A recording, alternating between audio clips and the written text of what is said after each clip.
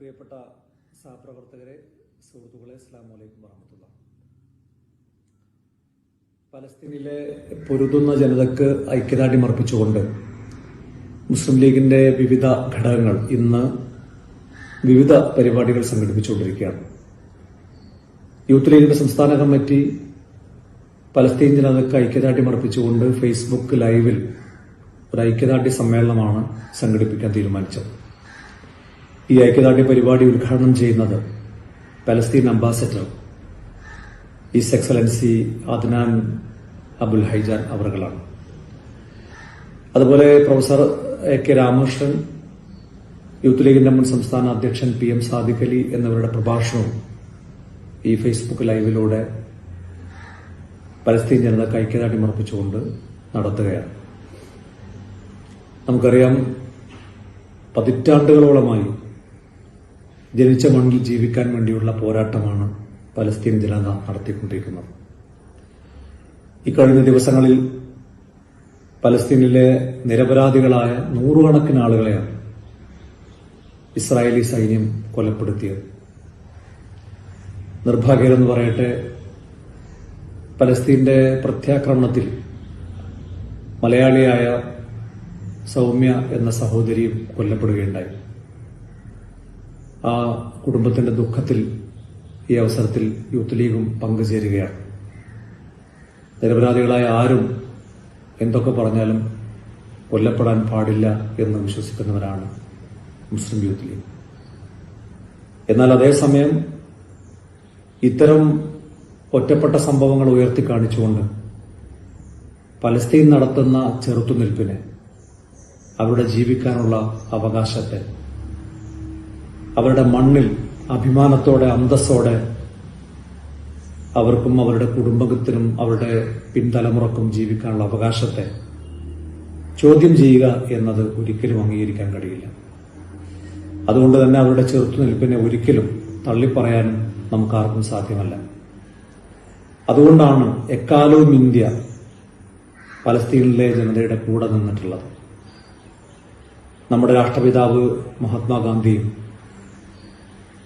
പിന്നീട് ഇന്ത്യ സ്വതന്ത്രമായപ്പോൾ 947 മുതൽ ഇന്നോളം ഭരിച്ച ഭരണാധികാരികൾ, BJP ഇതര, മോദി ഇതര ഭരണാധികാരികൾ എല്ലാവരും പലസ്തീൻ ജനതയ്ക്ക് അനുകൂലമായി, അവരുടെ പോരാട്ടത്തിന് അനുകൂലമായ നിലപാട് സ്വീകരിച്ച പാരമ്പര്യമാണ് നമുക്കുള്ളത്. പലസ്തീനെ അംഗീകരിച്ച അറബ് ഇതര ആദ്യ രാഷ്ട്രം എന്ന അംഗീകാരം നമ്മുടെ രാഷ്ട്രത്തിനുള്ളതാണ്, ഇന്ത്യക്കുള്ളതാണ്. പലസ്തീനിലെ ജനതയ്ക്ക് വേണ്ടി മാത്രമല്ല, ലോകത്തിലെ മർദ്ദിതരായ, പീഡിപ്പിക്കപ്പെടുന്ന ഏത് ജനവിഭാഗത്തിന്റെയും കൂടെ നിൽക്കുക എന്നതാണ് നമ്മുടെ രാഷ്ട്രത്തിന്റെ പാരമ്പര്യം.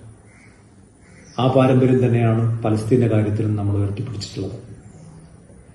മുസ്ലിം ലീഗ് പാർട്ടിയെ സംബന്ധിച്ചിടത്തോളം പലസ്തീന് വേണ്ടി എക്കാലവും ഇന്ത്യയുടെ പാർലമെന്റിനകത്താണെങ്കിലും പുറത്താണെങ്കിലും ശക്തമായ നിലപാട് സ്വീകരിച്ച ഒരു രാഷ്ട്രീയ പാർട്ടിയാണ്. ബഹുമാന്യനായ മർഹൂം ഇ അഹമ്മദ് സാഹിബ് കേന്ദ്ര വിദേശകാര്യ സഹമന്ത്രിയായിരിക്കുമ്പോഴാണ് പലസ്തീനിൽ ചെന്ന് യാസർ അറഫാത്തിനെ നേരിട്ട് കണ്ട് ആ ജനതയ്ക്കുള്ള ഇന്ത്യയുടെ ഐക്യദാർഢ്യം പ്രഖ്യാപിച്ചത്. കോടിക്കണക്കിന് രൂപയുടെ സഹായമാണ് അന്ന് ഇന്ത്യ ഗവൺമെന്റ് അഹമ്മദ് സാഹിബിലൂടെ പലസ്തീൻ ജനതയ്ക്ക് വേണ്ടി കൈമാറിയത്. യാസർ അറഫാത്തും ഇന്ത്യയും തമ്മിലുള്ള ബന്ധം നമുക്ക് വിസ്മരിക്കാനാവുന്നതല്ല. ഒട്ടനവധി തവണ ഇന്ത്യയിൽ അദ്ദേഹം വന്നിട്ടുണ്ട്. ഇന്ദിരാഗാന്ധി കൊല്ലപ്പെട്ടപ്പോൾ ഇന്ദിരാഗാന്ധിയെ എന്റെ പ്രിയപ്പെട്ട സഹോദരി എന്ന് യാസർ അറഫാത്ത് വിശേഷിപ്പിച്ചതുപോലും ആ ഒരു ബന്ധത്തിന്റെ തുടർച്ച, അതിന്റെ ഓർമ്മ എന്ന നിലക്കാണ്.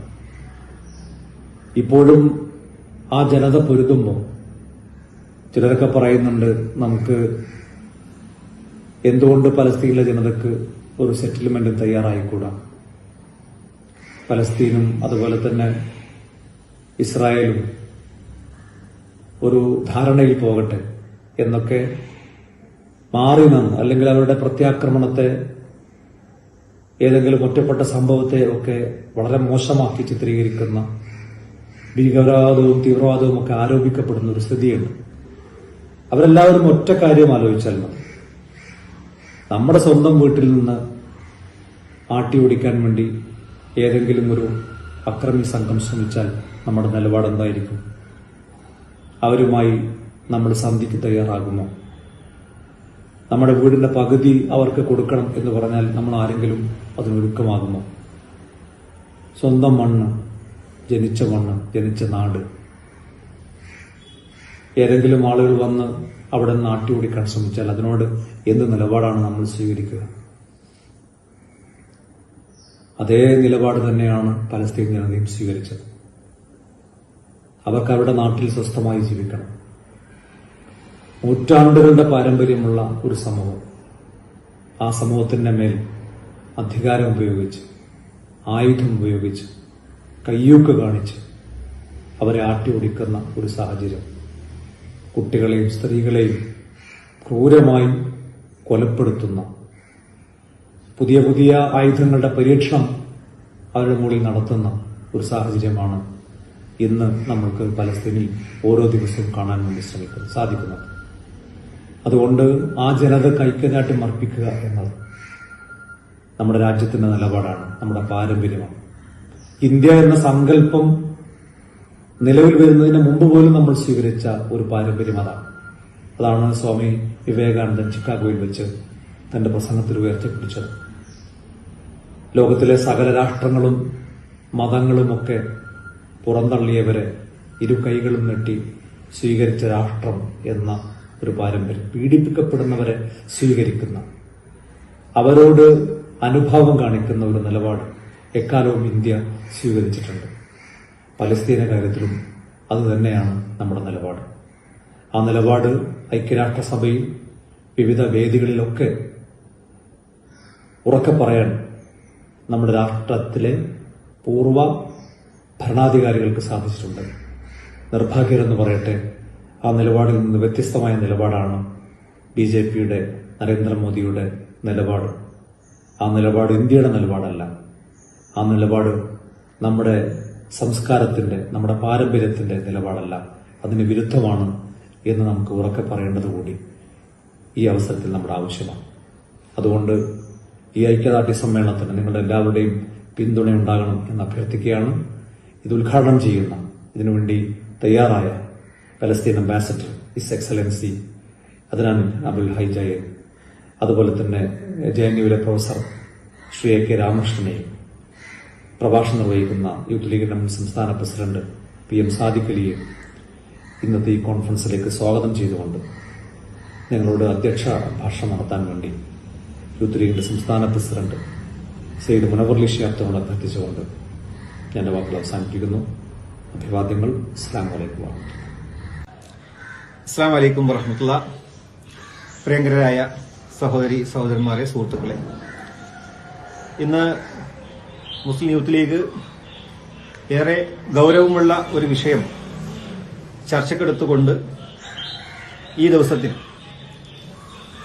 ഏറെ ശ്രദ്ധ ചെലുത്തുകയാണ്. നമുക്കറിയാവുന്നതുപോലെ ലോകത്തെ ഏറ്റവും കൂടുതൽ വിവേചനവും ദുരിതവും അനുഭവിക്കുന്ന ഒരു ജനതയായി പലസ്തീനിലെ നമ്മുടെ സഹോദരന്മാർ മാറിയിരിക്കുകയാണ്. പതിറ്റാണ്ടുകൾ കാലമായി സയനിസ്റ്റ് അധിനിവേശത്തിന് ശേഷം അവിടെ തന്റെ നാട്ടിൽ ജനിക്കുന്ന ഓരോരുത്തർക്കും ആ നാട്ടിൽ ജീവിക്കാനുള്ള അവകാശം നിഷേധിക്കപ്പെട്ടുകൊണ്ട് ലോകത്തെ ഏറ്റവും വലിയ കടുത്ത മനുഷ്യാവകാശ ലംഘനത്തിന് ഉടമയായി ഇന്ന് പലസ്തീൻ ജനത മാറിയിരിക്കുകയാണ്. എല്ലായ്പ്പോഴും സങ്കീർണതകൾ നിറഞ്ഞ ജീവിതം, ദുരിതങ്ങൾ നിറഞ്ഞ ജീവിതം. അവരുടെ സമാധാനത്തിന് വേണ്ടി ലോകം എന്നും പ്രാർത്ഥിക്കുന്നു. തന്റെ നാട്ടിൽ ജീവിക്കുകയും ഒരുപാട് കാലം താമസിച്ച വീടുകളിൽ നിന്ന് ഈ കഴിഞ്ഞ ദിവസങ്ങളിൽ ജെറൂസലമിൽ നിന്നും ആ വീടുകളിൽ നിന്ന് പുറത്താക്കപ്പെട്ടു. അവർ ആട്ടിയോടിക്കപ്പെടുന്നു. ഇങ്ങനെയൊക്കെയുള്ള ഒരു സാഹചര്യം നമ്മൾ കണ്ടതാണ്. അപ്പം അങ്ങനെയുള്ള സാഹചര്യത്തിൽ പരിശുദ്ധമായ റമദാൻ മാസത്തിലെ അവസാനത്തെ രാവുകളിൽ നമസ്കാര സമയങ്ങളിൽ നടന്ന വെടിവെപ്പും അതിൽ നൂറുകണക്കിന് ആളുകൾക്ക് പരിക്കേറ്റു. ഇപ്പോൾ അവിടെ ക്രമസമാധാനം ഇല്ലാതായിരിക്കുകയാണ്. അവിടെ സങ്കീർണതകൾ നിറഞ്ഞ അവസ്ഥയായി മാറുന്നു. ഒരുപാട് ആളുകൾ മരണപ്പെട്ടു. ഇങ്ങനെ ഏറ്റവും വലിയ ഈ പെരുന്നാൾ ദിവസത്തിലും സന്തോഷത്തിന് വകയില്ലാതെ ദുരിതമനുഭവിക്കുന്ന, കണ്ണീരൊഴുക്കിക്കൊണ്ടിരിക്കുന്ന ഒരു ജനതയായി പലസ്തീൻ ജനത മാറുമ്പോൾ അവർക്ക് ഐക്യദാർഢ്യം പ്രഖ്യാപിച്ചുകൊണ്ട് ഇന്ന് മുസ്ലിം ലീഗും അതുപോലെ യൂത്ത് ലീഗ് ഇന്ന് ഇവിടെ ഈ ഓൺലൈനിലൂടെ ഒരു ഓൺലൈൻ പ്രൊട്ടസ്റ്റ് നടത്തുകയാണ്. ഈ പരിപാടിയിൽ ഇന്ന് അതിഥിയായി എത്തുന്ന Palestine ambassador his excellency Adnan Abul Haja, അദ്ദേഹം നമ്മോട് ഈ വിഷയവുമായി ബന്ധപ്പെട്ട കാര്യങ്ങൾ ഇവിടെ സംസാരിക്കും. അതുപോലെ JNUവിലെ വെസ്റ്റ് ഏഷ്യൻ സ്റ്റഡീസ് ഡിപ്പാർട്ട്മെന്റിലെ ശ്രദ്ധിക്കപ്പെടുന്ന അധ്യാപകൻ professor AK Ramakrishnan, Muslim youth ലീഗിന്റെ മുൻ സംസ്ഥാന അധ്യക്ഷൻ PM സാദിഖ് അലി അടക്കമുള്ള പ്രമുഖരായിട്ടുള്ള ആളുകൾ ഈ ഒരു വിഷയത്തിൽ നിങ്ങളോട് സംസാരിക്കും. I take this opportunity to thank His Excellency Adnan Abul Haja for accepting our invitation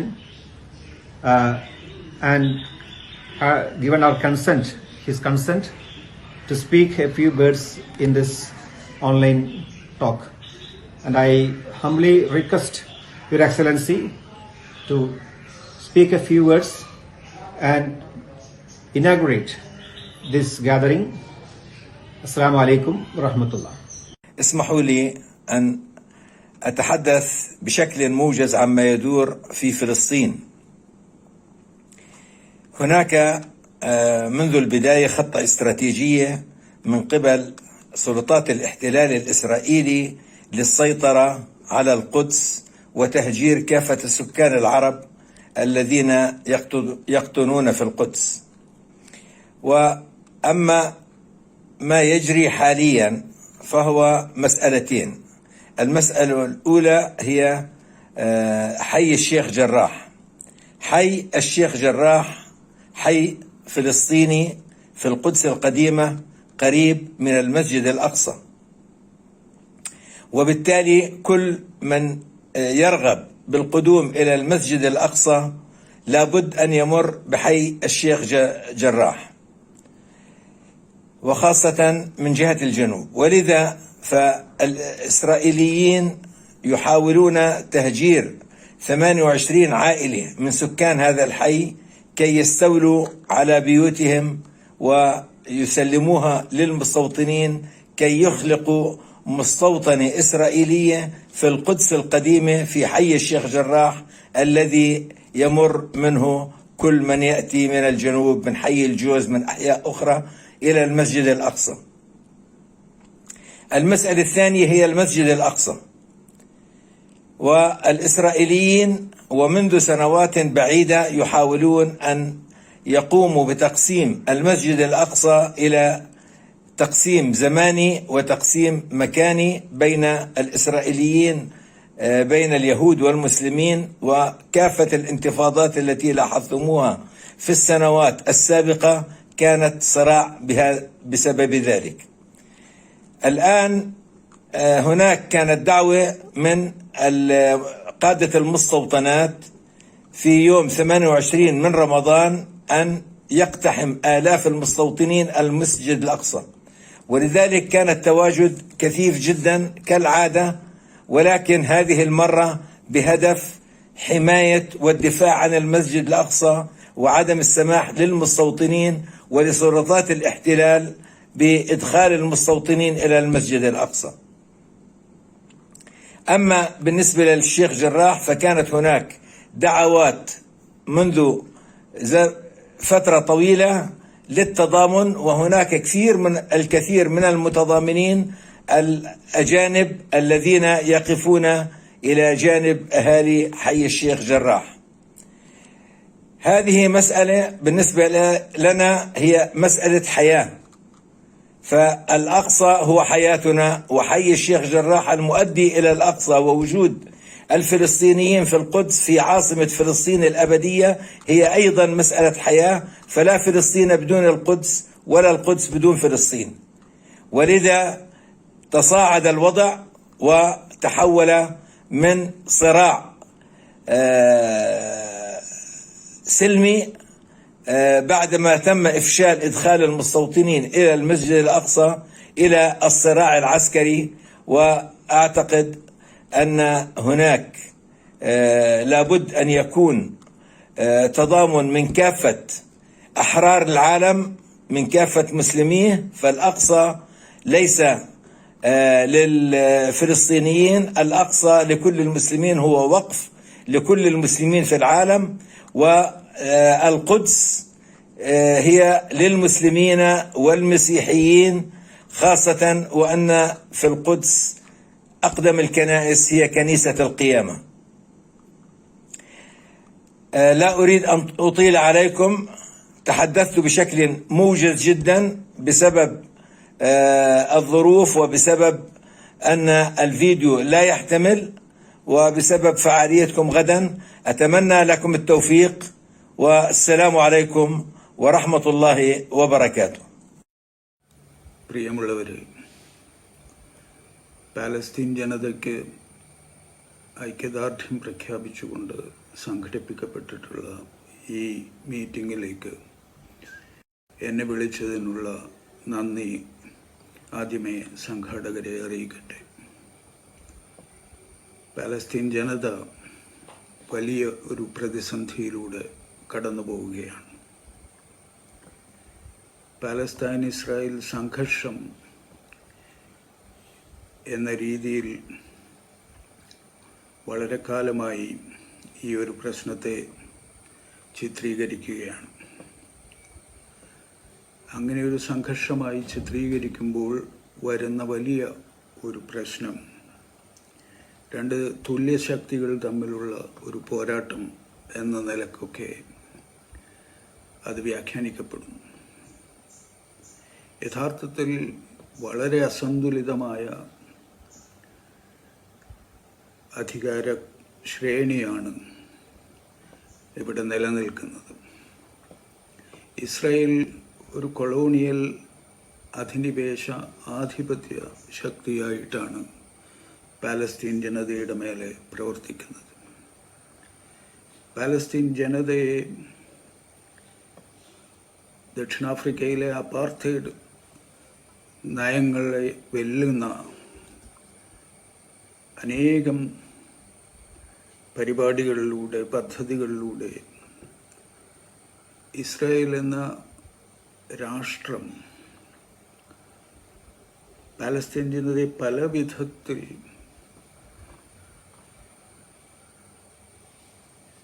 ജീവിക്കാൻ പറ്റാത്ത ഒരു സ്ഥിതിയിലേക്ക് തള്ളിവിടുകയാണ് കുറെ കാലമായി ചെയ്തുകൊണ്ടിരിക്കുന്നത്. ആ അധിനിവേശത്തെ ചെറുക്കുന്ന പോരാട്ടങ്ങളുടെ വലിയൊരു കഥയാണ് പാലസ്തീൻകാർക്ക് പറയാനുള്ളത്. അതുകൊണ്ട് തന്നെ പാലസ്തീൻ ജനതയുടെ സമരത്തെ പലപ്പോഴും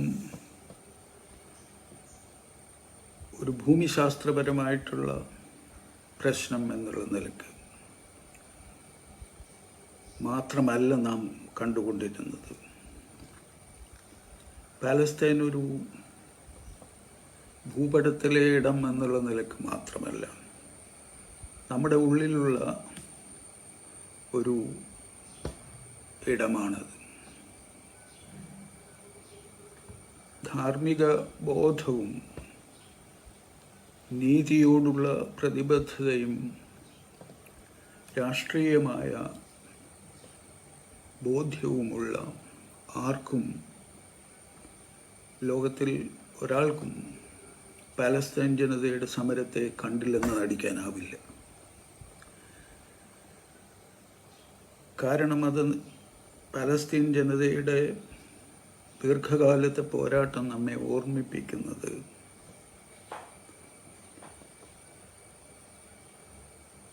അന്താരാഷ്ട്ര തലത്തിൽ തന്നെ നമ്മുടെ ബോധം അനീതിക്കെതിരെ, അക്രമങ്ങൾക്കെതിരെ, അധിനിവേശങ്ങൾക്കെതിരെ നിലപാടെടുക്കാൻ നാം തയ്യാറുണ്ടോ എന്നുള്ള പ്രധാനപ്പെട്ട ഒരു ചോദ്യം നിരന്തരമായി പാലസ്തീൻകാർ ഉന്നയിക്കുന്നുണ്ട്. അതിന് ഉത്തരം പറയാൻ അന്താരാഷ്ട്ര സമൂഹം ബാധ്യസ്ഥവുമാണ്.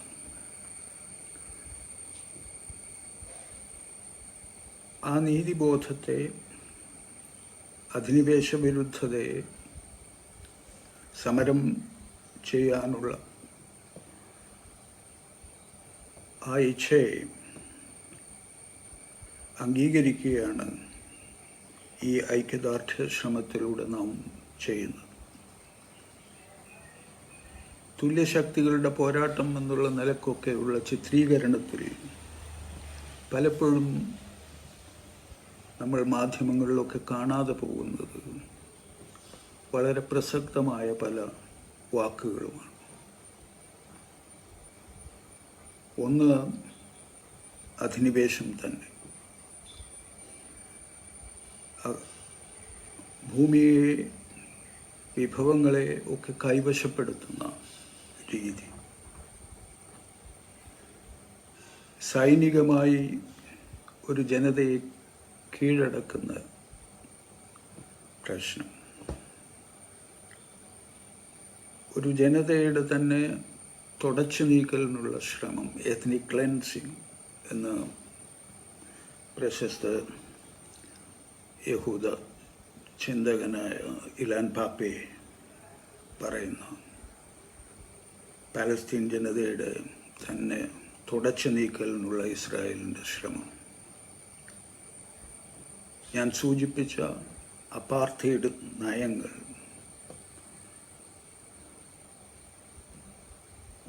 വംശീയമായ വേർതിരിവിൻ്റെ അനുഭവമാണ് ദക്ഷിണാഫ്രിക്കയിൽ നാം കണ്ടതെങ്കിൽ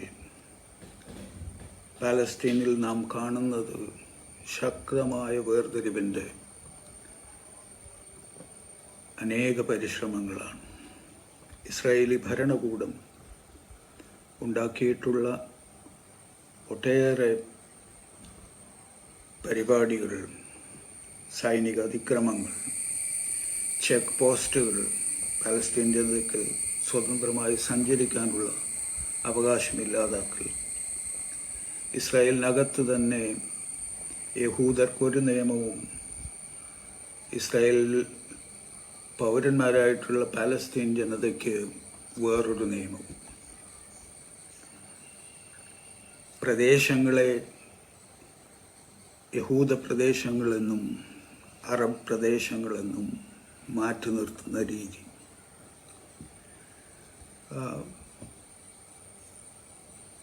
നാം കൊളോണിയൽ അധിനിവേശത്തെക്കുറിച്ച് ഒരുപാട് കാലം സംസാരിച്ചിട്ടുള്ളതാണ്. നമുക്ക് നേരിട്ടുള്ള കൊളോണിയൽ അനുഭവവുമുണ്ട്. എന്നാൽ സമകാലിക ലോകത്ത് നേരിട്ടുള്ള അതിശക്തമായിട്ടുള്ള കൊളോണിയൽ അധിനിവേശ അനുഭവം ഏറ്റവും കൂടുതൽ ഉള്ളത് പാലസ്തീൻ ജനതയ്ക്കാണ്.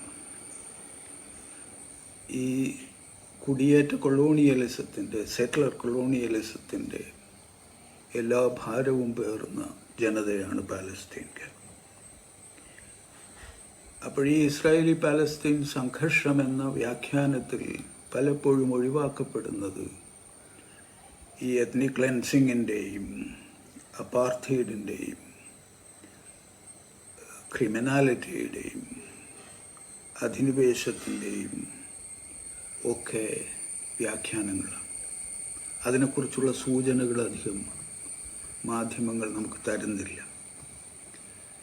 പാലസ്തീൻ അനുഭവം യഥാർത്ഥത്തിൽ ഈ അധിനിവേശത്തിൻ്റെ അകത്തുപെട്ടിട്ടുള്ള ഒരു ജനത പിടിച്ചു നിൽക്കാൻ ശ്രമിക്കുന്നു, അതിജീവനത്തിനായി ശ്രമിക്കുന്നു. അങ്ങേയറ്റത്തെ സൈനികവും ആധിപത്യപരവുമായ പ്രതിസന്ധികളെ നേരിടുമ്പോഴും തലയുയർത്തി നിൽക്കാൻ ശ്രമിക്കുന്നു, ഹ്യൂമൻ ഡിഗ്നിറ്റിയെ ഉയർത്തിപ്പിടിക്കുന്നു എന്നുള്ളതാണ് പാലസ്തീൻ ജനത നമുക്ക് നൽകുന്ന വലിയ സന്ദേശം. പാലസ്തീനിൻ്റെ അവകാശ സമരങ്ങളുടെ ദീർഘചരിത്രത്തിലേക്ക് ഒന്നും പോകാൻ ഇപ്പോൾ ഉദ്ദേശിക്കുന്നില്ല. നാം ഇന്ന് കാണുന്ന പ്രശ്നം ഏറ്റവും കൂടുതൽ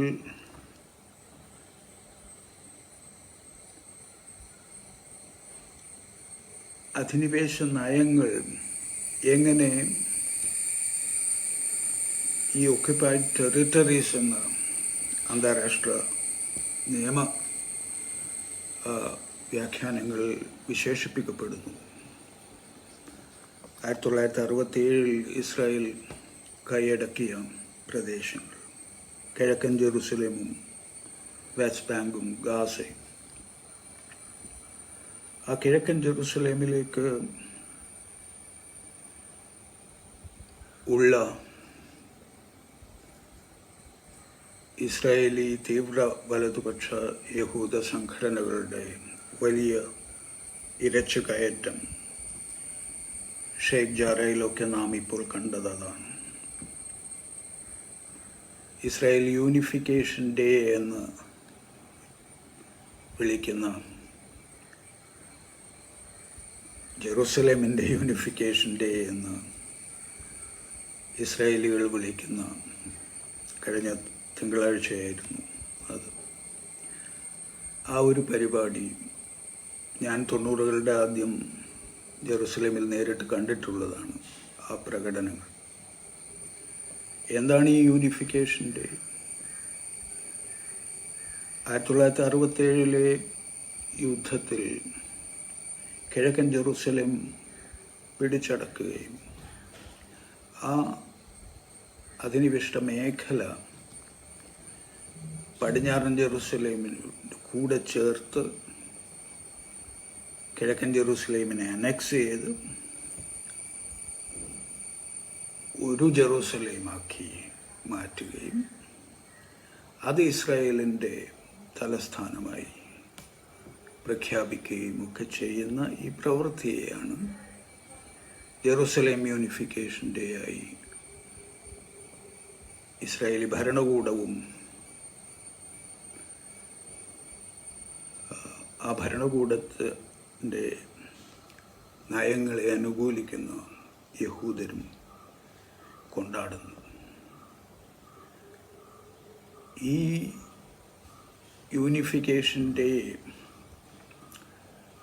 പാലസ്തീൻ ജനതയുടെ, കിഴക്കൻ ജെറുസലേമിൻ്റെ പ്രത്യേകിച്ചും ജീവിതം അസാധ്യമാക്കുന്ന ഒരു ആഘോഷ പ്രകടനമാണ്.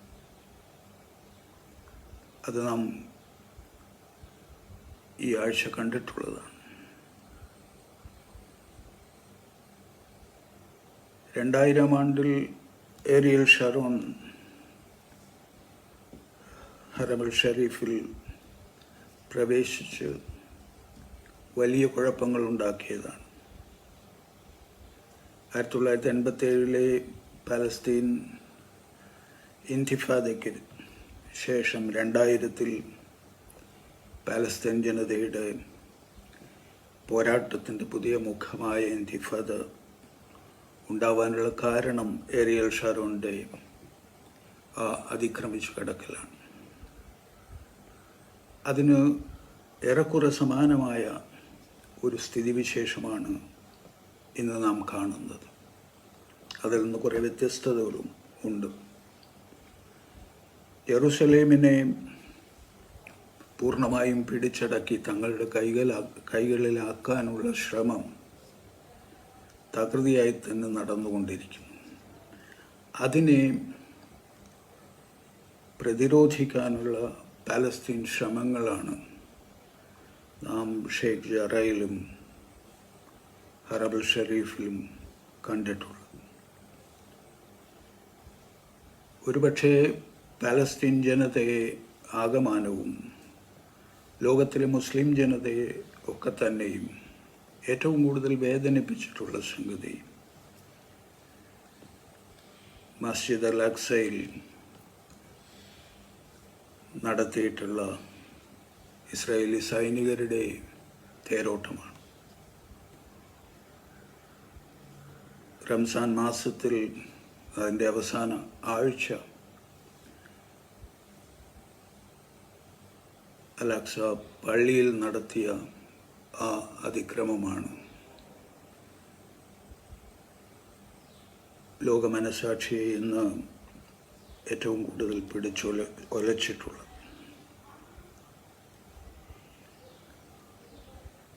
പാലസ്തീൻ ജനതയോടുള്ള ഐക്യദാർഢ്യം യഥാർത്ഥത്തിൽ ഒരു കൊളോണിയൽ അനുഭവമൊക്കെയുള്ള ഇന്ത്യ പോലുള്ള രാജ്യങ്ങളിൽ വലിയ തോതിൽ ഉണ്ടായിരുന്നതാണ് എന്ന് നമുക്കറിയാം. സ്വാതന്ത്ര്യ സമരകാലം തൊട്ട് തന്നെ അതുണ്ടായിരുന്നു. പക്ഷെ അതിന് വലിയ ഭംഗം വന്നിട്ടുള്ള ഒരു സന്ദർഭത്തിലാണ് നാം ഇന്ന് ജീവിക്കുന്നത്. ഒരു ഹിന്ദുത്വ ഭരണകൂടം ഇന്ന് അനേക വിധത്തിൽ ഇസ്രായേലി അനുകൂലമായിട്ടുള്ള നിലപാടുകൾ എടുക്കുന്ന ഒരു രീതിയാണ് സ്വീകരിക്കുന്നത്. ഡീഹൈഫനേഷൻ എന്നാണ് വിദേശ നയത്തിൽ ഇതിനെ അവർ സൂചിപ്പിക്കുന്നത്. ഇസ്രായേലും പാലസ്തീനും ഒന്നിച്ച് കൈകാര്യം ചെയ്തിരുന്ന രീതിയിൽ നിന്ന് മാറ്റി ഇസ്രായേലിനെയും പാലസ്തീനെയും വെവ്വേറെ ആയി കണക്കാക്കുക എന്നുള്ള രീതി. അപ്പോൾ ഇസ്രായേലുമായി കാര്യങ്ങൾ നടത്തുമ്പോൾ, ഇസ്രായേലിന് വേണ്ടിയുള്ള നയങ്ങൾ രൂപീകരിക്കുമ്പോൾ പാലസ്തീനെ പരിഗണിക്കേണ്ടതില്ല എന്നാണ് ആ നയത്തിൻ്റെ സാങ്കത്യം. ഈ പാലസ്തീൻ പ്രശ്നം യഥാർത്ഥത്തിൽ ഇസ്രായേലിനെ പൂർണ്ണമായി ഒഴിവാക്കിക്കൊണ്ടൊരു പാലസ്തീൻ പ്രശ്ന ചർച്ച എങ്ങനെയാണ് സാധ്യമാവുക? പാലസ്തീനോടുള്ള നയം രൂപീകരിക്കുന്നതിൽ ഇസ്രായേലിനെ ഒഴിവാക്കിക്കൊണ്ട് എങ്ങനെയാണ് സാധിക്കുക? ഇസ്രായേലി അധിനിവേശത്തെക്കുറിച്ച് അന്താരാഷ്ട്ര നിയമങ്ങളെയൊക്കെ വെല്ലുവിളിച്ചുകൊണ്ടുള്ള ഇസ്രായേലിൻ്റെ കുടിയേറ്റ ശ്രമങ്ങൾ, ഇസ്രായേലിൻ്റെ സൈനികാധിപത്യങ്ങൾ, ഇസ്രായേലിൻ്റെ തന്നെ കിഴക്കൻ ജെറുസലേമിൻ്റെ നേരെയുള്ള നയപരിപാടികൾ, സൈനിക നീക്കങ്ങൾ, ഇവയൊക്കെ ഇസ്രായേലിനെ പ്രത്യേകമായി പരിഗണിച്ചുകൊണ്ടുള്ള ഒരു നയത്തിലൂടെ എങ്ങനെയാണ് അഡ്രസ്സ് ചെയ്യാൻ സാധിക്കുക? അപ്പോൾ ഇസ്രായേലി അനുകൂല നിലപാട് എടുക്കുന്നതിനെയാണ് ഈ ഡീഹൈഫനേഷൻ എന്ന പേരിൽ വിദേശ നയ വൃത്തങ്ങളിൽ സംസാരിക്കുന്നത്. ഇന്ത്യയിലെ പുതിയ ഒരു ജനറേഷനെ പാലസ്തീൻ അനുകൂലമായി നിലനിന്നിരുന്ന ഒരു വീക്ഷണത്തിൽ നിന്ന് മാറ്റി ഇസ്രായേലിനെയും പാലസ്തീനെയും വേറൊരു കണ്ണിലൂടെ ഇസ്രായേലി ആധിപത്യത്തെ ലഘൂകരിക്കുന്ന രീതിയിലുള്ള ഒരു വീക്ഷണത്തിലേക്ക് മാറ്റി തീർക്കുന്നതിന് പുതിയ നയപരിപാടികൾ ഇവിടെ സ്വാധീനം ചെലുത്തിയിട്ടുണ്ട്. ഒരധ്യാപകൻ എന്നുള്ള നിലയ്ക്ക് ചെറുപ്പക്കാരുടെ മനോഭാവത്തിൽ വന്നിട്ടുള്ള ഈ മാറ്റത്തെക്കുറിച്ച് എനിക്ക് ബോധ്യമുണ്ട്. അതുകൊണ്ട് തന്നെ ഈ ഹിന്ദുത്വ നയങ്ങളും ഇസ്രായേലി അനുകൂല സമീപനവും തമ്മിലുള്ള മുഖ്യമായിട്ടുള്ള ഈ ബന്ധത്തെ അതിനിശ്ചിതമായി വിമർശിച്ചുകൊണ്ട് മാത്രമേ നമുക്ക് പാലസ്തീനോടുള്ള നമ്മുടെ ഐക്യദാർഢ്യം മീനിങ്ഫുള്ളായിട്ട് പ്രഖ്യാപിക്കാൻ സാധിക്കുകയുള്ളൂ. അപ്പം നമ്മുടെ തന്നെ രാഷ്ട്രീയ സമരത്തിൻ്റെ കൂടി ഭാഗമാണ് യഥാർത്ഥത്തിൽ പാലസ്തീനോടുള്ള ഐക്യദാർഢ്യം എന്നാണ് എനിക്ക് തോന്നുന്നത്.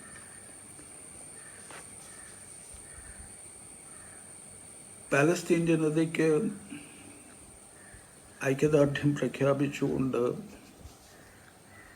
പൊതുവെ സംസാരിക്കുന്ന രാജ്യങ്ങളാണ് അറബ് ലോകത്തുള്ളത്. പക്ഷെ ഒരു സ്വതന്ത്ര പാലസ്തീൻ രാഷ്ട്രം നിലവിൽ വരുന്നതിന് വലിയ തോതിലുള്ള സഹായമൊന്നും അറബ് രാജ്യങ്ങളിൽ മിക്കതിൽ നിന്നും ഉണ്ടായിട്ടില്ല. അപൂർവം ചില രാജ്യങ്ങൾ ഒഴിച്ചു. ഇപ്പോൾ ഗൾഫിലെയൊക്കെ രാജഭരണങ്ങൾക്ക് പാലസ്തീനു വേണ്ടി ധാരാളം ധനസഹായം ചെയ്യുന്നുണ്ടായിരുന്നു.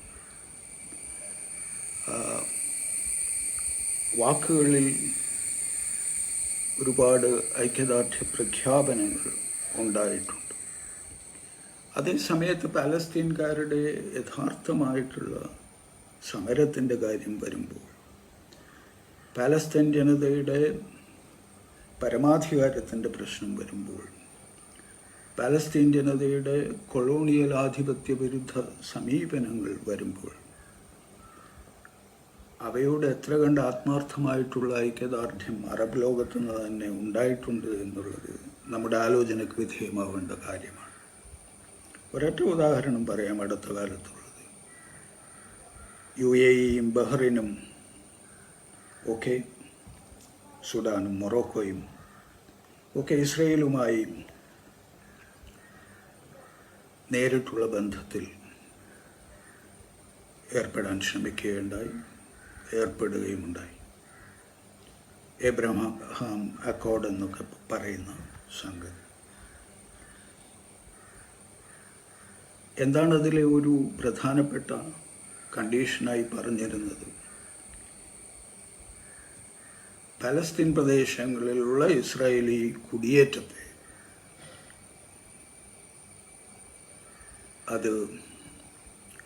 അത് നിർത്തലാക്കാൻ ഉള്ള ഒരാഹ്വാനം UAEയും ഇസ്രായേലും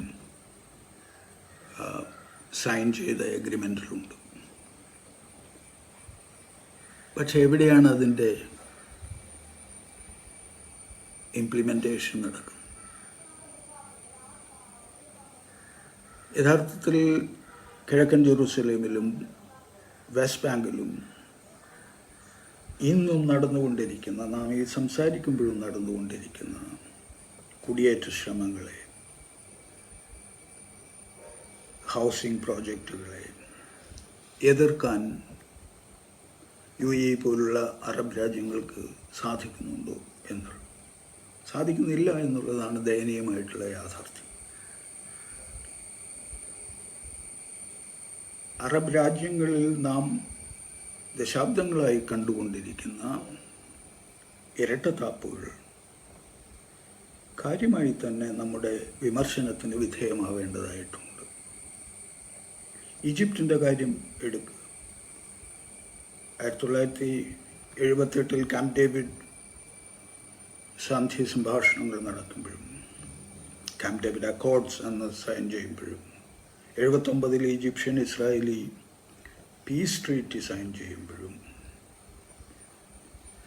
ഒക്കെ പാലസ്തീൻകാരെ ഒരു വിധത്തിലും കണക്കാക്കാതെയുള്ള, അവരുടെ പങ്കാളിത്തമില്ലാതെയുള്ള ഒരു നയസമീപനമാണ് ഈജിപ്ത് എടുത്തിരുന്നത് അൻവർ അൽ സാദത്തിൻ്റെ കാലത്ത് എന്ന് നിങ്ങൾക്കൊക്കെ അറിയാം. ജോർദാൻ്റെ കാര്യത്തിലും സ്ഥിതി വളരെ വ്യത്യാസമൊന്നും ഇല്ല. ഇസ്രായേലിൻ്റെ ആധിപത്യ നടപടികളെ വെള്ളപൂശുന്നതിന്, അതിന് സാധുത കൊടുക്കുന്നതിന് ഈ പല അറബ് രാജ്യങ്ങളുടെയും നിലപാടുകൾ സഹായിച്ചിട്ടുണ്ട് എന്നുള്ള വളരെ വിഷമകരമായിട്ടുള്ള യാഥാർത്ഥ്യം നമ്മുടെ ഓർമ്മയിൽ ഉണ്ടാവേണ്ടതാണ്. ഇതൊക്കെ ആവശ്യപ്പെടുന്നത് ലോക ജനതയിൽ നിന്ന് കൂടുതൽ ശക്തമായ, കൂടുതൽ ജാഗ്രതയോടുകൂടിയുള്ള പ്രായോഗികമായ സമീപനങ്ങൾ പാലസ്തീൻ ഐക്യദാർഢ്യത്തിന് വേണ്ടി ഉണ്ടാക്കേണ്ടതായിട്ടുണ്ട് എന്നതാണ്. BDS മൂവ്മെന്റ് പോലുള്ള ഇസ്രായേലിനെ ദക്ഷിണാഫ്രിക്കയിൽ അപ്പാർത്തൈഡ് ഭരണകൂടത്തെ എങ്ങനെ സാങ്ഷൻസിലൂടെയൊക്കെ നേരിടാൻ ലോക സമൂഹം ശ്രമിച്ചു, ആ രീതിയിലുള്ള ശ്രമങ്ങൾ ശക്തമായി ഉണ്ടാവേണ്ടതായിട്ടുണ്ട്. ഒരു ധാർമ്മിക പ്രശ്നം, നൈതികതയുടെ പ്രശ്നം, ഒരു പ്രധാനപ്പെട്ട രാഷ്ട്രീയ പ്രശ്നം എന്നുള്ള നിലക്ക് പാലസ്തീൻ പ്രശ്നത്തെ കാണുമ്പോൾ നമ്മിൽ നിന്ന് പാലസ്തീൻ ജനത പ്രതീക്ഷിക്കുന്നത് കൂടുതൽ ശക്തിയുള്ള, മൂർച്ചയുള്ള ഐക്യദാർഢ്യ ശ്രമങ്ങളാണ്. അത് നമ്മുടെ തന്നെ രാഷ്ട്രീയ ബോധത്തെ കൂടുതൽ റിഫൈൻ ചെയ്യുന്ന ഒന്ന് ആയിരിക്കണം. നമ്മുടെ തന്നെ അധിനിവേശ വിരുദ്ധ മനോഭാവത്തെ കൂടുതൽ തെളിച്ചത്തോടെ കൊണ്ടുവരുന്ന ഒന്നായിരിക്കണം. പാലസ്തീൻ ജനത നമ്മിൽ നിന്ന് ആവശ്യപ്പെടുന്നത് അതാണ്. അതിനുള്ള ആലോചനയും പരിശ്രമങ്ങളും നമ്മുടെ ഭാഗത്തു നിന്ന് ഉണ്ടാവട്ടെ എന്ന് മാത്രമാണ് ഈ സമയത്ത് എനിക്ക് നിങ്ങളോട് പറയാനുള്ളത്. നമസ്കാരം. ലോകത്തിന്റെ മനസ്സാക്ഷിക്ക് മുമ്പിൽ വീണ്ടും പുതിയ ചോദ്യങ്ങൾ ഉയർത്തിക്കൊണ്ടാണ് ഫലസ്തീനിലെ പ്രശ്നങ്ങൾ വഷളായിക്കൊണ്ടിരിക്കുന്നത്. മനസ്സാക്ഷി മരവിച്ച ലോകം നിരാലംബരായ ഫലസ്തീൻ ജനതയ്ക്ക് മുമ്പിൽ നിസ്സംഗരായോ നിഷ്ക്രിയരായോ അല്ലെങ്കിൽ അവരെ പരിഹസിക്കുന്നവരായോ തുടരുന്ന പതിവ് പശ്ചാത്തലത്തിലാണ് കേരള മനസ്സിന്റെ പ്രതിഫലനമെന്നോണം മുസ്ലിം യൂത്ത് ലീഗിന്റെ ആഭിമുഖ്യത്തിൽ ഇത്തരമൊരു ചർച്ച സംഘടിപ്പിച്ചിട്ടുള്ളത്. ഫലസ്തീനിലെ പുതിയ സംഭവങ്ങൾ നമുക്കറിയാവുന്നതാണ്. എനിക്ക് മുമ്പ് സംസാരിച്ചിട്ടുള്ള വിശിഷ്ട വ്യക്തികൾ ഇതിനെക്കുറിച്ച് വിശദമായി സംസാരിച്ചിരിക്കും എന്ന് ഞാൻ വിചാരിക്കുന്നു. ഫലസ്തീൻ വിഭജിക്കപ്പെടുമ്പോൾ ഇസ്രായേലിനായി നീക്കിവെച്ച പ്രദേശങ്ങളും ഫലസ്തീനായി നീക്കിവെച്ച പ്രദേശങ്ങൾക്കും പുറമെ ജെറുസലേം എന്ന് പറയുന്ന സുപ്രധാനമായ മർമ്മപ്രധാനമായ ഇടം ഐക്യരാഷ്ട്രസഭയുടെ കീഴിലായിരുന്നു. അതിൽ കിഴക്കൻ ജെറുസലേം വെസ്റ്റ് ബാങ്കിന്റെ കീഴിലാണ്. കിഴക്കൻ ജെറുസലേമിന്റെ ഭാഗമാണ് നമുക്കെല്ലാവർക്കും അറിയാം മുസ്ലിങ്ങളുടെ മൂന്നാമത്തെ പ്രധാനപ്പെട്ട ആരാധനാ കേന്ദ്രമാണ് മസ്ജിദുൽ അക്സ. ആ മസ്ജിദുൽ അക്സയിലെ പരിശുദ്ധ റമളാനിലെ അവസാനത്തെ 10 ലൈലത്തുൽ ഖദർ പ്രതീക്ഷിക്കുന്ന 27ാമത്തെ രാവിലുണ്ടായ ഫലസ്തീൻ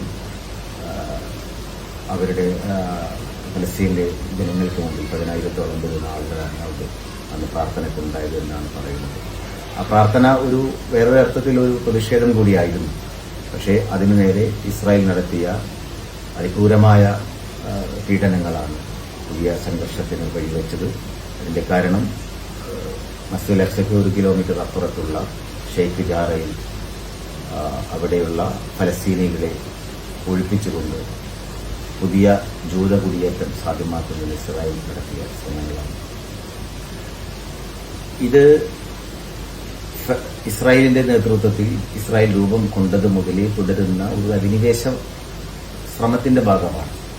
ഓരോ പ്രദേശവും ഇങ്ങനെ ഇസ്രായേലിനോട് ചേർത്ത് വരുമ്പോൾ സ്വാഭാവികമായിട്ടും സംഘർഷമുണ്ടാകും, ഫലസ്തീനികളുടെ ചെറുത്തുനിൽപ്പുണ്ടാകും, പോരാട്ടമുണ്ടാകും. രാജ്യമില്ലാത്ത അവർ ഒരു രാജ്യത്തിനു വേണ്ടി നടത്തുന്ന പോരാട്ടത്തെ പലപ്പോഴും ഒരു സംഘടനമായിട്ടാണ് പലരും വീക്ഷിക്കാറ്. യഥാർത്ഥത്തിൽ അതൊരു സംഘടനമല്ല, അത് ഒരു അധിനിവേശത്തിനെതിരെയുള്ള ഒരു സമരമാണ്, ഒരു പോരാട്ടമാണ്. ആ രീതിയിലാണ് ഫലസ്തീൻ വിമോചന സമരം വളർന്നു വലുതായത്. ഇപ്പോൾ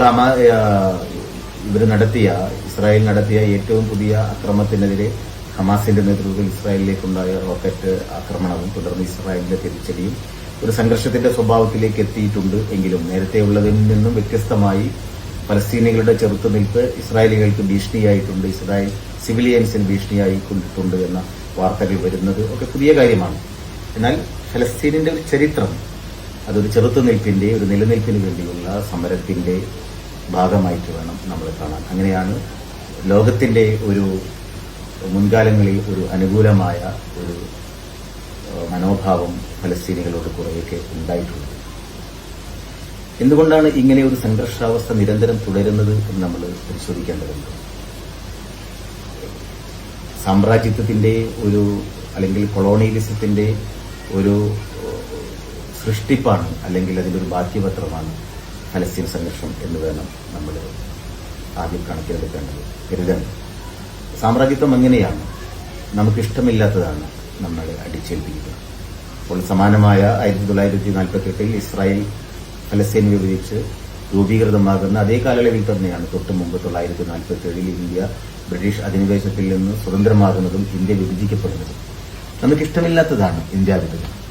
പക്ഷെ ഇന്ത്യ വിഭജനത്തിന്റെ അതേ കാലയളവിൽ ഫലസ്തീൻ വിഭജിച്ച് ഇസ്രായേൽ ഉണ്ടാകുമ്പോൾ രണ്ടും സാമ്രാജ്യത്വത്തിന്റെ ഒരു ബാക്കിപത്രം അല്ലെങ്കിൽ അവർ വരുത്തിവെച്ച ഏറ്റവും വലിയ മുറിവായിട്ട് നമ്മൾ വിലയിരുത്തുമ്പോൾ ഇന്ത്യ പാക് വിഭജനം എന്ന് പറയുന്നത് രണ്ട് രാജ്യങ്ങൾ റാഡ്ക്ലിഫിന്റെ നേതൃത്വത്തിൽ അതിർത്തികൾ നിശ്ചയിക്കുകയും രണ്ട് രാജ്യങ്ങൾ രൂപപ്പെടുകയും രണ്ട് രാജ്യത്തും ഭരണകൂടങ്ങൾ ഉണ്ടാകുകയും ആ ഭരണകൂടങ്ങൾക്ക് ലോക അംഗീകാരം ലഭിക്കുകയും ആ ഭരണകൂടങ്ങൾക്ക് കീഴിൽ അവിടുത്തെ ജനങ്ങൾ സുരക്ഷിതരാണ് എന്ന് കരുതപ്പെടുകയും ചെയ്യുന്ന 70 വർഷമാണ് കഴിഞ്ഞുപോയത്.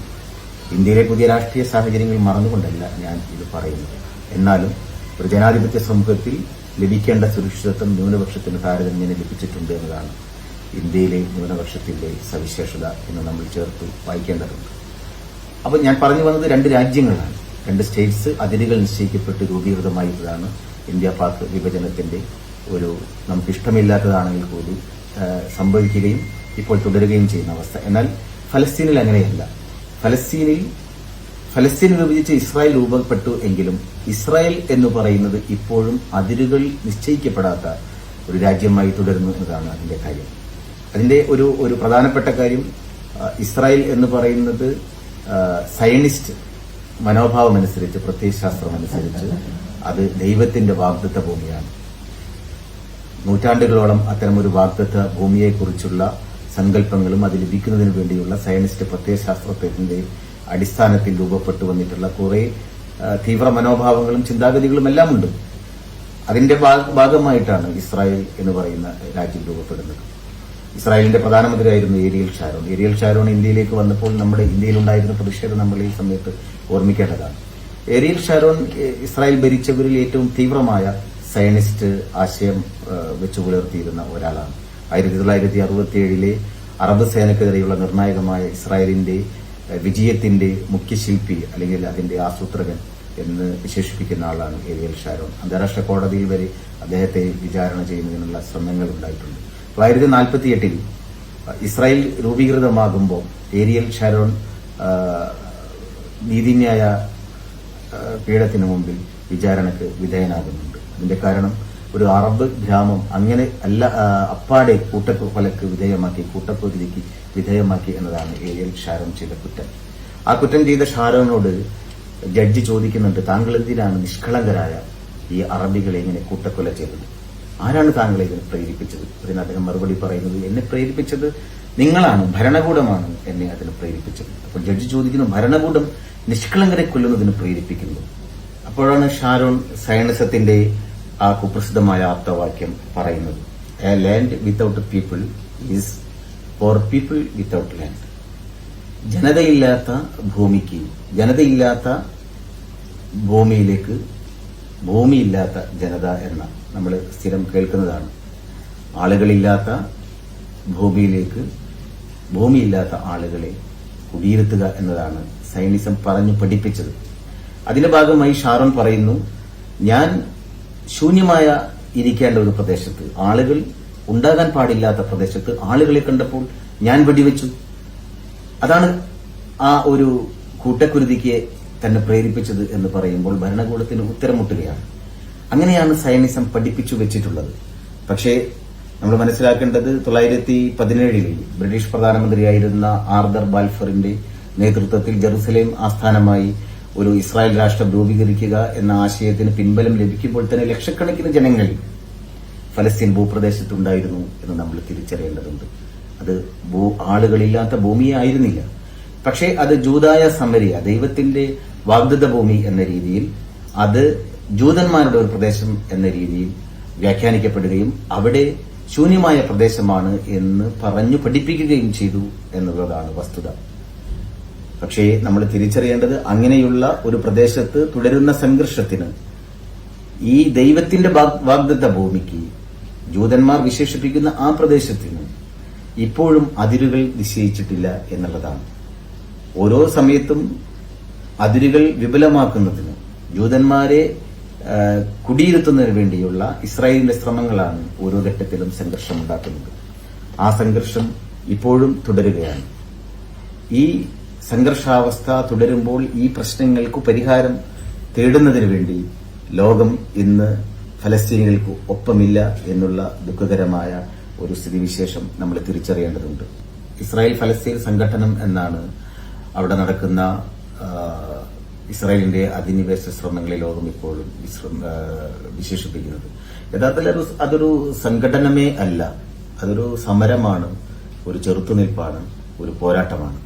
ഇപ്പം ഏറ്റവും ഒടുവിലുണ്ടായ മസ്ജിദുൽ അക്സയിലെ ഇസ്രായേലിന്റെ അക്രമത്തിന് ശേഷം ഹമാസ് ഇസ്രായേലിലേക്ക് റോക്കറ്റ് വിക്ഷേപിക്കുകയും തിരിച്ച് ഇസ്രായേൽ ഗാസയിലേക്ക് റോക്കറ്റുകൾ വിക്ഷേപിക്കുകയും അങ്ങനെ പരസ്പരമുള്ള ഒരു സംഘർഷം രൂപപ്പെട്ടു വന്നിട്ടുണ്ട് എന്നുള്ളതൊരു യാഥാർത്ഥ്യമാണ്.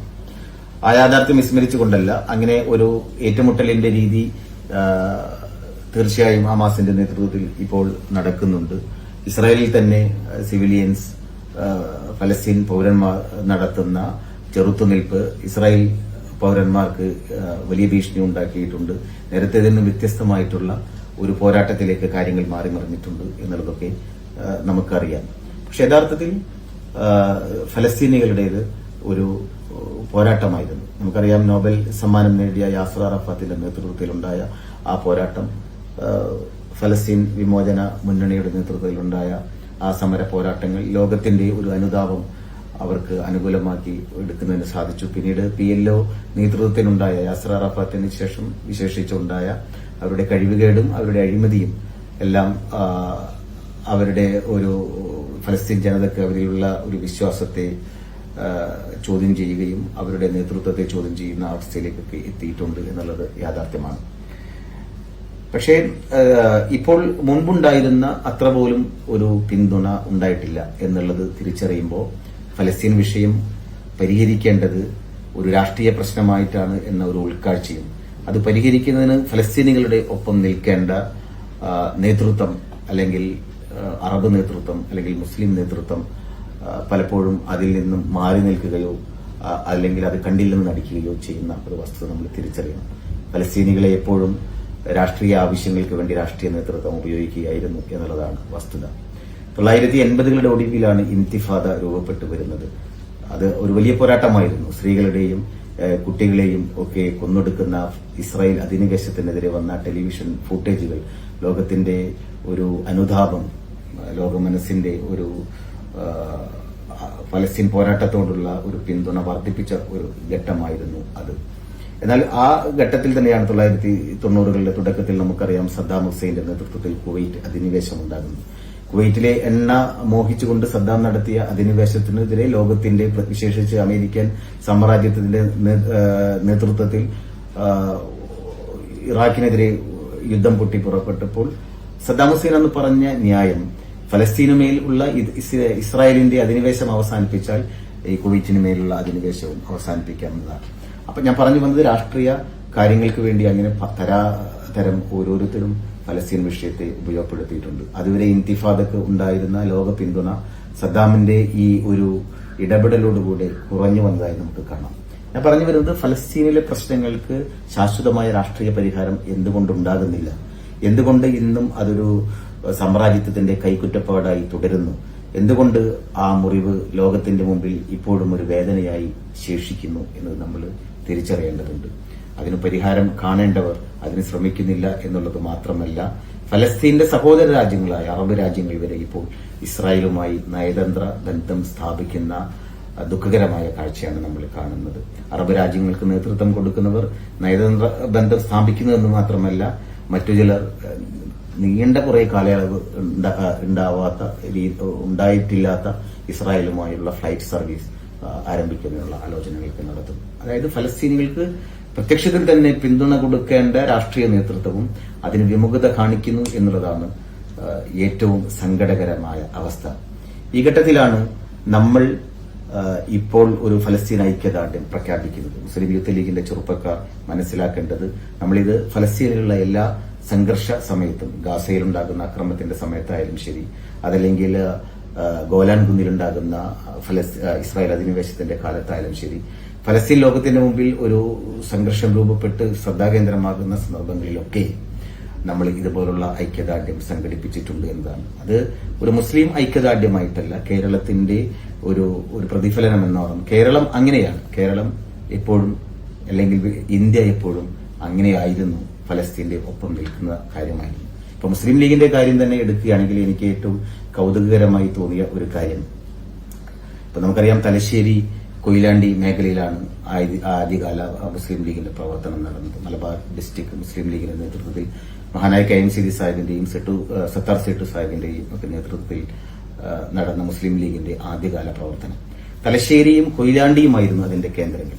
അപ്പോൾ കൊയിലാണ്ടിയിൽ നടന്ന ഒരു മുസ്ലിം ലീഗ് സമ്മേളനത്തെക്കുറിച്ച് കൊയിലാണ്ടി മുസ്ലിം ലീഗ് ഓഫീസിന്റെ ഉള്ള ഒരു ചരിത്രരേഖയിൽ കാണാവുന്ന ഒരു കാഴ്ച CHന്റെ ജീവചരിത്രത്തിൽ MC പറയുന്നുണ്ട്. അത് വളരെ കൗതുകരമായി എനിക്ക് തോന്നി. 1937 ഡിസംബർ 5 ഇതുപോലുള്ള ഒരു പെരുന്നാൾ ദിവസം, ഈദുൽ ഫിത്തർ ദിവസം, കൊയിലാണ്ടി കടപ്പുറത്ത് ചേർന്ന മുസ്ലിം ലീഗിന്റെ സമ്മേളനം 1938 ആ കമ്മിറ്റിയുടെ വാർഷിക റിപ്പോർട്ടിലാണ് പറയുന്നത്, 1937 ഡിസംബർ 5 കൊയിലാണ്ടി കടപ്പുറത്ത് ചേർന്ന മുസ്ലിം ലീഗ് സമ്മേളനത്തിൽ ബ്രിട്ടീഷ് സാമ്രാജ്യത്വം ഫലസ്തീൻ ജനതയ്ക്ക് മേൽ നടത്തുന്ന മർദ്ദനമുറകൾക്കെതിരെ പ്രമേയം പാസാക്കി എന്നതാണ്. നമ്മളൊന്ന് ആലോചിക്കണം. അതായത് ഫലസ്തീനിൽ ഇസ്രായേൽ സ്ഥാപിക്കുന്നതിന് മുമ്പേ തന്നെ ഫലസ്തീനിൽ പീഡനം അനുഭവിക്കുന്ന അറബ് ജനതയ്ക്ക് ഐക്യദാർഢ്യം പ്രഖ്യാപിച്ചിരുന്നു ആദ്യകാല മുസ്ലിം ലീഗ് നേതൃത്വം. ഇന്നത്തെ ആശയവിനിമയ സംവിധാനങ്ങളൊന്നും ഇല്ലാത്തൊരു കാലത്താണ് എന്ന് നമ്മൾ ആലോചിക്കണം. ആ കാലം മുതലേ നമ്മൾ തുടക്കത്തിൽ അത്തരം ഒരു ലോക മുസ്ലിം സമൂഹവുമായി താദാമ്യം പ്രാപിക്കാനും, അല്ലെങ്കിൽ ലോകത്തിലെ രാഷ്ട്രീയ പ്രശ്നങ്ങളോട് ഐക്യദാർഢ്യം പ്രഖ്യാപിച്ച് പീഡനം അനുഭവിക്കുന്നവരുടെ ഒപ്പം നിൽക്കാനും നമ്മൾ മുന്നോട്ട് വന്നിരുന്നു എന്നുള്ളതാണ് ഒരു വസ്തുത. പിന്നീട് നമുക്കറിയാം, മഹാനായ CH മുഹമ്മദ് കോയ സാഹിബ് കൊയിലാണ്ടി ആസ്ഥാനമായി തന്നെയാണ് അദ്ദേഹത്തിന്റെ ആദ്യകാല പ്രവർത്തനം നടക്കുന്നത്. അദ്ദേഹത്തിന്റെ പ്രസംഗവേദിയിലേക്കും അതുപോലെ തന്നെ അദ്ദേഹത്തെ യോഗങ്ങളിലേക്കുമൊക്കെ കൊണ്ടുപോയത് കൊയിലാണ്ടിയിലുള്ള ആദരണീയനായ സയ്യിദ് ഹാഷിം ബാഫഖി തങ്ങളാണ്. സയ്യിദ് ഹാഷിം ബാഫഖി തങ്ങളുടെ കുറിപ്പുകളും കൊയിലാണ്ടി ലീഗ് ഓഫീസിലുണ്ട്. അതിൽ അദ്ദേഹം 1945 ഒക്ടോബർ മാസത്തിൽ നടേരിയിൽ ഒരു യോഗത്തിനു വേണ്ടി പോവുകയും അവിടെ ജുമാ നമസ്കാരത്തിന് ശേഷം നടേരിയിൽ നടന്ന ഒരു യോഗത്തിൽ പങ്കെടുക്കുകയും ചെയ്തതിനെക്കുറിച്ച് പറയുന്നുണ്ട്. ആ യോഗത്തിൽ CH മുഹമ്മദ് കോയയോടൊപ്പം ആ യോഗത്തിന് ശേഷം ഫലസ്തീൻ യോഗത്തിൽ പങ്കെടുത്തു എന്നാണ് സയ്യിദ് ഹാഷിം ബാഫഖി തങ്ങളുടെ കുറിപ്പിലുള്ളത്. CH മുഹമ്മദ് കോയയോടൊപ്പം 1945 ഒക്ടോബർ മാസത്തിൽ ഫലസ്തീൻ യോഗത്തിൽ പങ്കെടുത്തു എന്നാണ് പറയുന്നത്. അപ്പോഴും ഇസ്രായേൽ എന്ന് പറയുന്ന രാജ്യം രൂപപ്പെട്ടിട്ടില്ല. അതിന്റെ ആലോചനകളും ആസൂത്രണങ്ങളും നടക്കുന്ന ഘട്ടത്തിൽ തന്നെ ആദ്യകാല മുസ്ലിം ലീഗിന്റെ മഹാരഥന്മാരായ നേതൃത്വം ഇത്തരം വിഷയങ്ങളോട് ഒപ്പം നിൽക്കാനും പ്രതിഷേധമറിയിക്കാനും സാമ്രാജ്യത്വത്തിന് എതിരെ ഉള്ള പോരാട്ടത്തിന്റെ ഭാഗമാകാനും ശ്രമിച്ചിരുന്നു എന്ന് നമുക്ക് കാണാം. സാന്ദർഭികമായി ഒരു പെരുന്നാൾ ദിവസം തന്നെയാണ് നമ്മൾ ഫലസ്തീനിലെ ഇപ്പോഴത്തെ സംഘർഷത്തിനെതിരെ പ്രതിഷേധിക്കുന്നത് കൂടി ഇപ്പോൾ നമ്മൾ ഓർത്തെടുക്കേണ്ടതുണ്ട്. അപ്പൊ ഞാൻ പറഞ്ഞു വന്നത്, തുടക്കത്തിലെ നമ്മളിപ്പോൾ ഒരു മുസ്ലിം യൂത്ത് ലീഗിന്റെ ഒരു ഐക്യദാർഢ്യം പ്രഖ്യാപിക്കുമ്പോൾ അത് കേരളത്തിന്റെ ഒരു പ്രതിഷേധമാണ് എന്ന് പറയുമ്പോൾ തന്നെ ഇന്ത്യയുടെയും നിലപാട് അങ്ങനെയൊക്കെ തന്നെയായിരുന്നു. നമുക്ക് ഓരോ ഫലസ്തീൻ സംഘർഷമുണ്ടാകുമ്പോഴും നമ്മുടെ രാഷ്ട്രപിതാവ് മഹാത്മാഗാന്ധിയുടെ ആ വാക്കുകൾ നമ്മളെപ്പോഴും ഓർമ്മിക്കാറുണ്ട്. ഫ്രാൻസ് ഫ്രഞ്ചുകാർക്കെന്ന പോലെ, ഇംഗ്ലണ്ട് ഇംഗ്ലീഷുകാർക്കെന്ന പോലെ ഫലസ്തീൻകാർക്കും അവരുടെ മാതൃരാജ്യമാണ്, അവർക്ക് പ്രിയപ്പെട്ടതാണ് എന്ന ഗാന്ധിയുടെ ആ വാക്കുകൾ നമ്മൾ എപ്പോഴും ഓർത്തെടുക്കാറുണ്ട്. ഗാന്ധിയുടെ ആ വീക്ഷണത്തിന് അനുസൃതമായി തന്നെയാണ് ഇന്ത്യയുടെ ആദ്യ പ്രധാനമന്ത്രി ജവഹർലാൽ നെഹ്റു മുതൽ രാജീവ് ഗാന്ധി വരെയുള്ള ഇന്ത്യയിലെ ഭരണകൂടം ഫലസ്തീനോട് ഐക്യദാർഢ്യം പ്രഖ്യാപിച്ചത് എന്ന് നമ്മൾ ഇപ്പോൾ അനുബന്ധമായി പറയേണ്ടതുണ്ട്. മാത്രമല്ല, ഫലസ്തീനെ ഒരു രാഷ്ട്രമായി ഐക്യരാഷ്ട്ര സഭ പോലും അംഗീകരിക്കുകയും പരിഗണിക്കുന്നതിന് മുമ്പ് ഇപ്പോഴും ഒരു രാഷ്ട്രമെന്ന നിലയിൽ ഐക്യരാഷ്ട്രസഭയിലെ ജനറൽ അസംബ്ലി ഫലസ്തീൻ അംഗത്വമില്ല. പക്ഷെ ഇന്ദിരാഗാന്ധിയുടെ കാലത്ത് യാസർ അറഫാത്തിന് ഒരു രാഷ്ട്രനായകന്റെ എല്ലാ പദവികളും കൊടുത്തുകൊണ്ട് റെഡ് കാർപ്പറ്റ് വിരിച്ചാണ് യാസർ അറഫാത്തിനെ ഇന്ദിരാഗാന്ധി സ്വീകരിച്ചത്. രാജീവ് ഗാന്ധി അങ്ങനെയായിരുന്നു. പിന്നീട് നരസിംഹറാവിന്റെ കാലത്താണ് ആദ്യമായി ഇസ്രായേലുമായി ഒരു നയതന്ത്ര ബന്ധം സ്ഥാപിക്കുന്നത്. എനിക്ക് ഓർമ്മയുണ്ട്, എന്റെ കുട്ടിക്കാലത്ത് മൈനർ പാസ്പോർട്ട് എടുത്തപ്പോൾ എന്റെ പാസ്പോർട്ടിൽ കാണുന്നത് ഈ പാസ്പോർട്ട് ഉപയോഗിച്ച്, അത് ആ കാലത്തെ എല്ലാ പാസ്പോർട്ടിലും അങ്ങനെയായിരുന്നു, ഈ പാസ്പോർട്ട് ഉപയോഗിച്ച് 2 രാജ്യങ്ങൾ സന്ദർശിക്കാൻ കഴിയില്ല.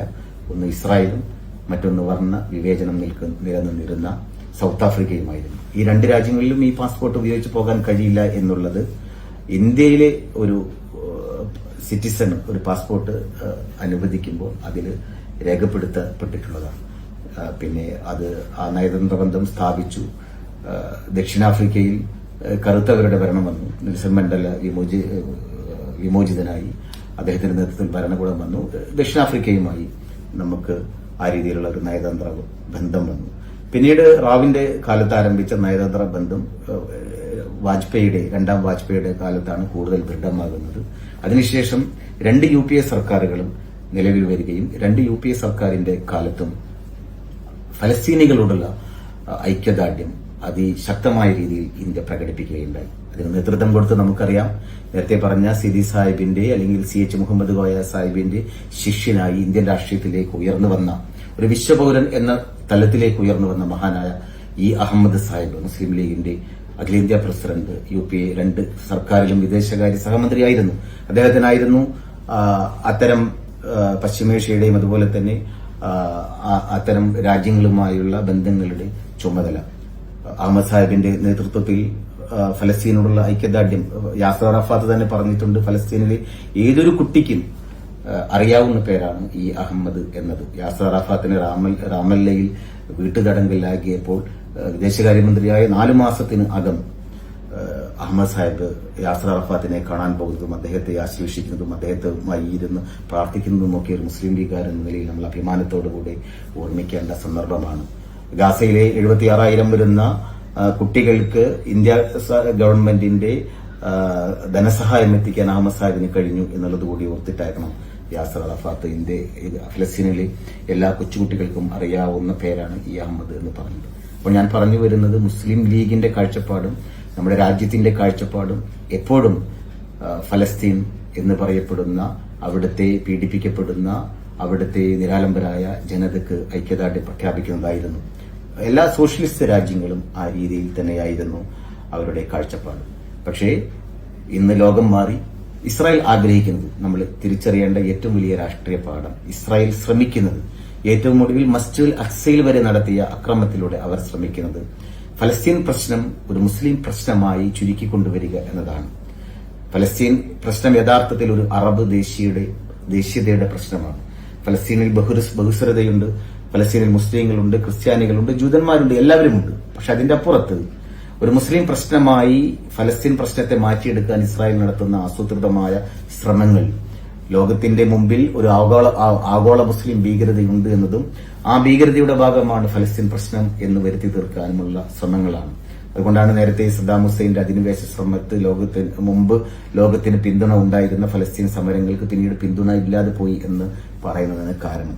അവിടെ ഏറ്റവും ബുദ്ധിപൂർവ്വം കാര്യങ്ങളെ കൈകാര്യം ചെയ്യാൻ, രാഷ്ട്രീയ പ്രശ്നമായി ഫലസ്തീൻ പ്രശ്നത്തെ കൈകാര്യം ചെയ്യാൻ നമുക്ക് കഴിയേണ്ടതുണ്ട് എന്നുള്ളത് നമ്മളിപ്പോൾ ചേർത്ത് പറയേണ്ടതാണ്.